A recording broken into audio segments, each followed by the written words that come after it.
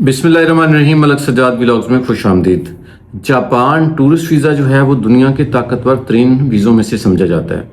और जापान की ख़ास बात ये भी है कि जापान का जो वीज़ा है वो बग़ैर फ़ीस के मिल जाता है और इसमें किसी किस्म की एम्बेसी को कोई फ़ीस नहीं होती। ये दुनिया में मेरी नज़र में वाहिद वीज़ा है जो बग़ैर पैसों के आपको मिल जाता है। और वीज़ा भी वो है जो सबसे ज़्यादा ताकतवर तरीन जो मुल्क हैं उनमें आता है। यानी जैसे अमेरिका का वीज़ा ताकतवर है, कनाडा का वीज़ा ताकतवर है, इसी तरह ऑस्ट्रेलिया, न्यूजीलैंड, इसी तरह जापान का वीज़ा जो है वो दुनिया के ताकतवर तरीन मुल्कों में और वीज़ों में आता है। इस वक्त जो जापान की वीज़ा रेशो है वो बहुत ज़बरदस्त जा रही है। मेरे एक दोस्त है, मेरे ही हम नाम है, लाहौर से उनका ताल्लुक़ है। उनका और उनकी फ़ैमिली का हमने जो है वो वीज़ा जो है वो अप्लाई किया था।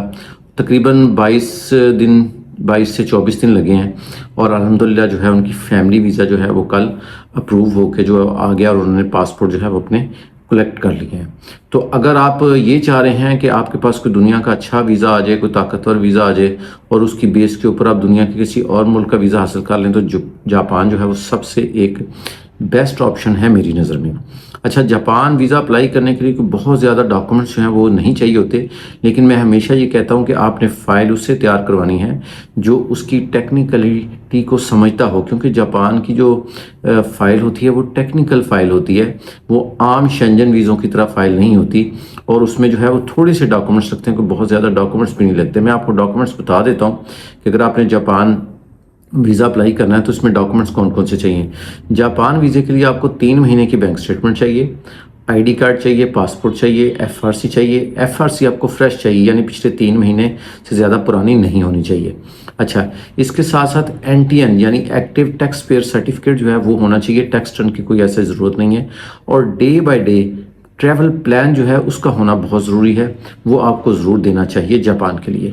तो ये आसान से डॉक्यूमेंट्स हैं, किसी किस्म की कोई एम्बेसी की फ़ीस नहीं है। सिर्फ़ और सिर्फ आपने जेरिस के जो एक्सपेंस हैं वो आपने पे करने हैं, या आपने कंसल्टेंट को जिससे आपने फ़ाइल तैयार करवानी है उसको आपने पे करना है। मैं हमेशा ये कहता हूँ कि ये आप अगर ये समझते हैं कि आप यूट्यूब देख के या सिर्फ़ और सिर्फ गूगल को देख के सर्च करके ख़ुद आप कोई काम कर सकते हैं, तो ये मुमकिन नहीं है। मेरे पास बेशुमार ऐसे केसेस आते हैं जो कहते हैं कि जी हमसे गलती होगी, हमने बस खुद ही किया और फिर हमसे ये भी गलती होगी, ये भी गलती होगी, ये भी गलती होगी। तो बेहतर ये है कि थोड़े से किसी को पैसे पे करें, जो भी आपके करीबी जो है वो कंसल्टेंट है जिसको आप समझते हैं कि वो अच्छा है, काम को समझता है, उसके पास जाएं, उसके पास बैठें, अपनी फ़ाइल डिस्कस करें और फिर उसके बाद जो है वो वीज़ा अप्लाई करें। हम अल्हम्दुलिल्लाह लाहौर में मौजूद हैं, लेकिन पूरी दुनिया में हम लोग जो है वो कंसल्टेंसी कर रहे हैं। अगर आपने जापान का टूरिस्ट वीज़ा फैमिली के साथ, दोस्तों के साथ या अलग से अप्लाई करना हो, हमारे लाहौर ऑफिस से कॉन्टैक्ट कर सकते हैं, व्हाट्सएप पे कॉन्टैक्ट कर सकते हैं। बेसिक इन्फॉर्मेशन आपको मिल जाएगी। बाकी आप मज़ीद इन्फॉर्मेशन चाहिए तो लाहौर ऑफिस विज़िट कर लें। बहुत शुक्रिया, दुआ में याद रखें। अल्लाह हाफ़िज़।